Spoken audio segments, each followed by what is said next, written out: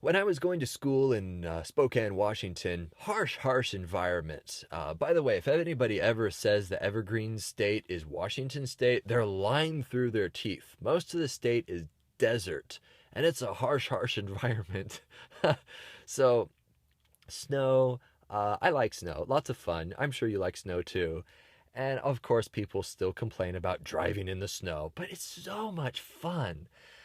Well, at one point in Spokane, there was a very harsh winter. I remember the snow was around still in April. Not just a little bit of snow. We're talking like a lot of snow built up on the sides of the roads from the snow plows pushing them up higher and higher.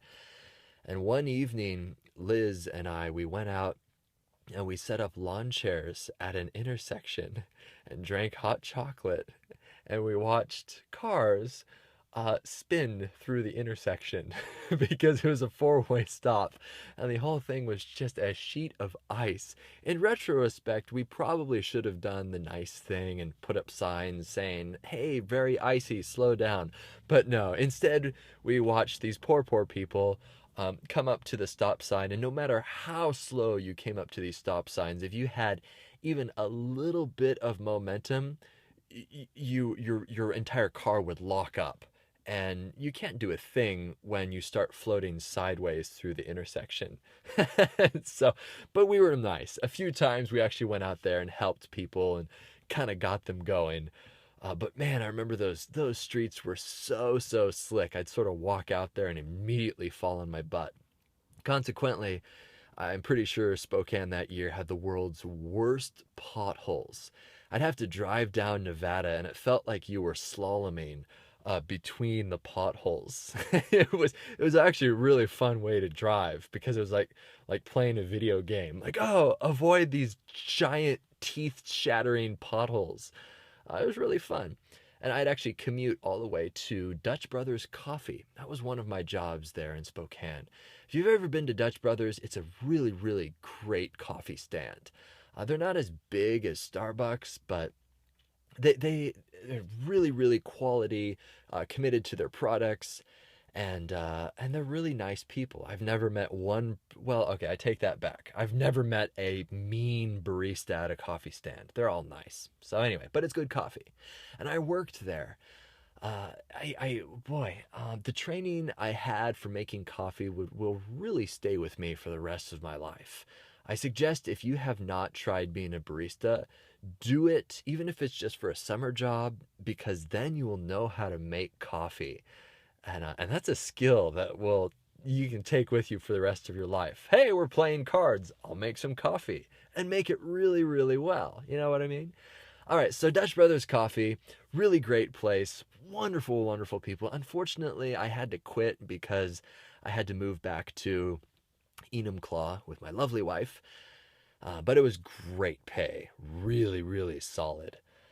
Um, but the environment, back to the environment in Spokane, extremely harsh. When I was actually going to college, what we did was it was so cold.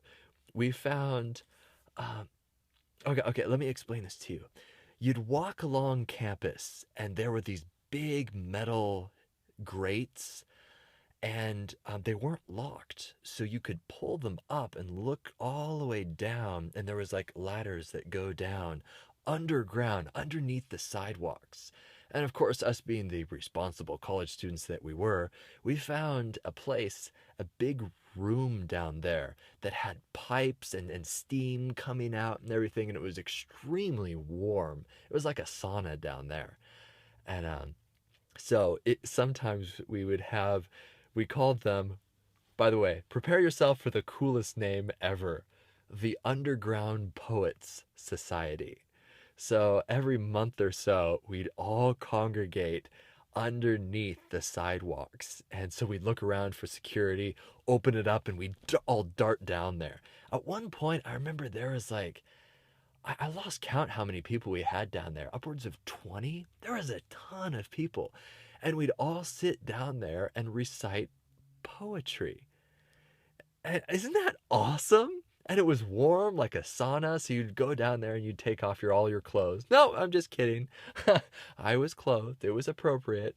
But it was so eerie because it was in the middle of the night and there was steam coming around, and someone would start reciting their poetry, some of it which they wrote, others, this is my favorite poem, listen to this.